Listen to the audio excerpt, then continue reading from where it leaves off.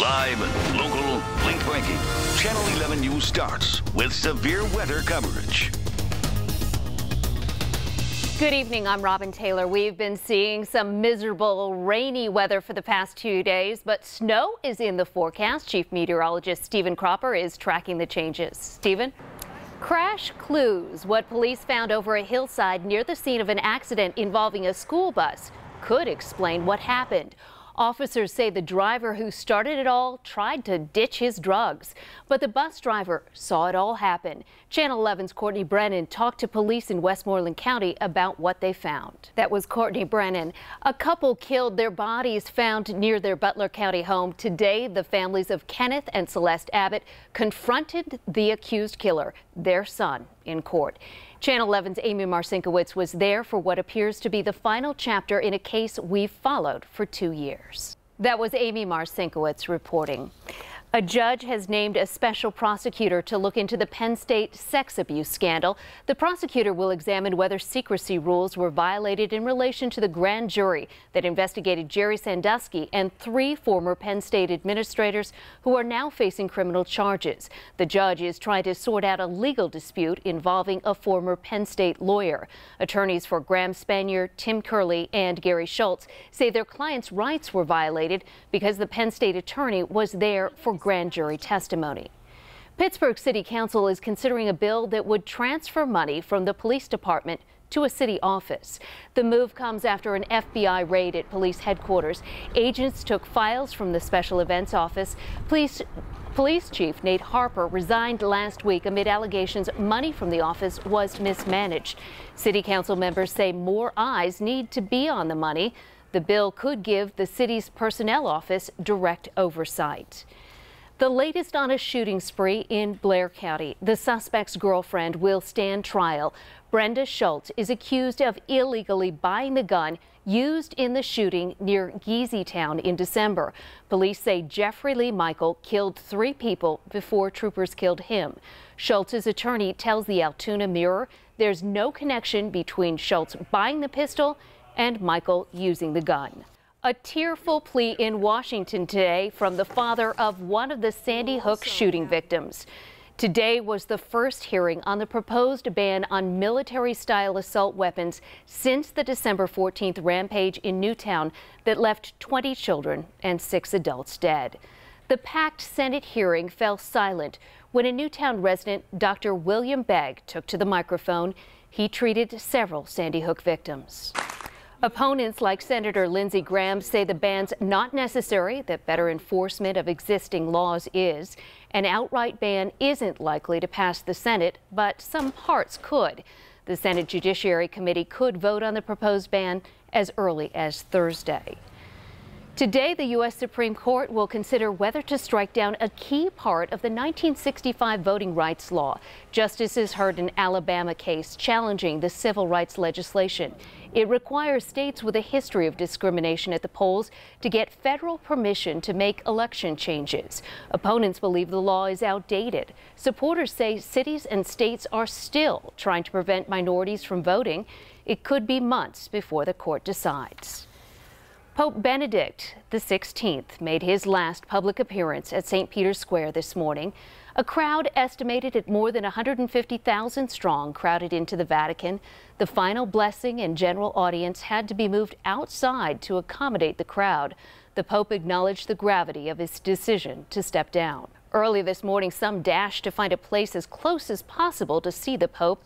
It was a bittersweet day for many, including former Pittsburgh Bishop Cardinal Donald Wuerl. Pope Benedict will meet with the Cardinals tomorrow morning for the last time before he retires. The next pope is expected to be chosen before the Holy Week leading up to Easter Sunday.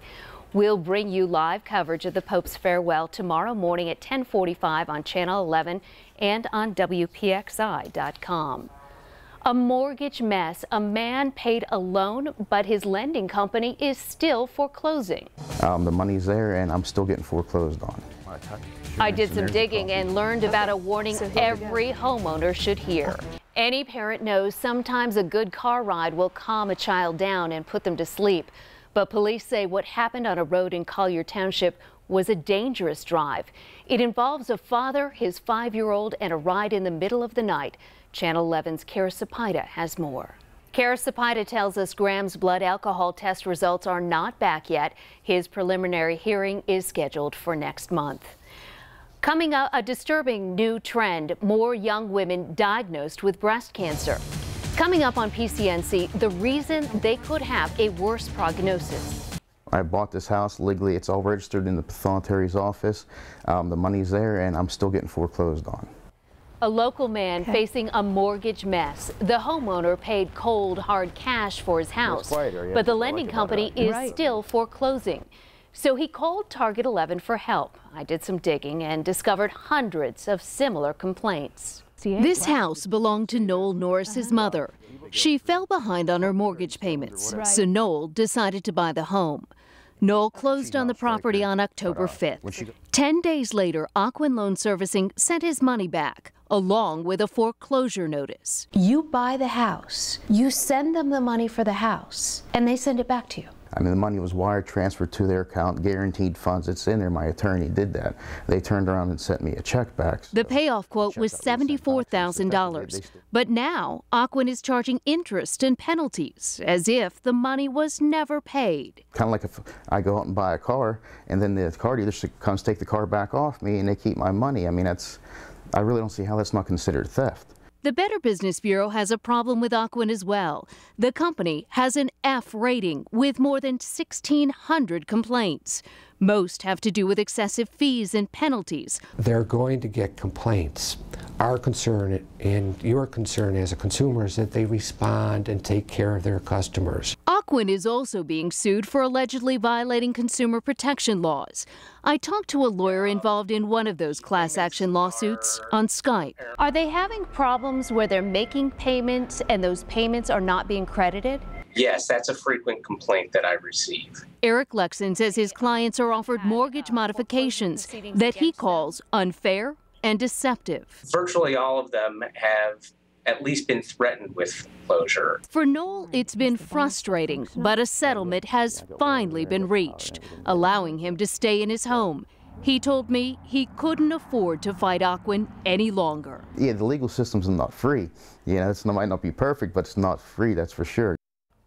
I reached out to Aquin for their side of the story. They said they are committed to preserving home ownership whenever possible. A new study found more women under 40 are being diagnosed with advanced stages of breast cancer. Researchers looked at trends in breast cancer diagnosis over 3 decades. The numbers have jumped from about 250 cases each year in the mid-70s to about 850 cases in recent years. It's best for women to do a monthly self-breast exam and get checked out right away if they find a lump. Any officer that was there would have done the same thing. They would have acted as quickly and as responsible. But he was in the right place at the right time. The officer who helped save a fan's life outside a Penguins game takes us through these tense moments. He was directing traffic when he heard a call for help, and what happened next was the difference between life and death for that man. Channel 11's Alan Jennings joins us now with the rest of the story. Some local high school students said goodbye to the winter weather and are saying aloha to Hawaii. The Hempfield Area High School Band will be performing in this weekend's annual Honolulu Festival. We caught up with band members before they left this morning. The students will visit Pearl Harbor and perform in a parade on Sunday. For the entire Pittsburgh Cable News team, thanks for watching PCNC. Stay tuned. We'll be back after the break with sports. First, here are tonight's winning lottery numbers.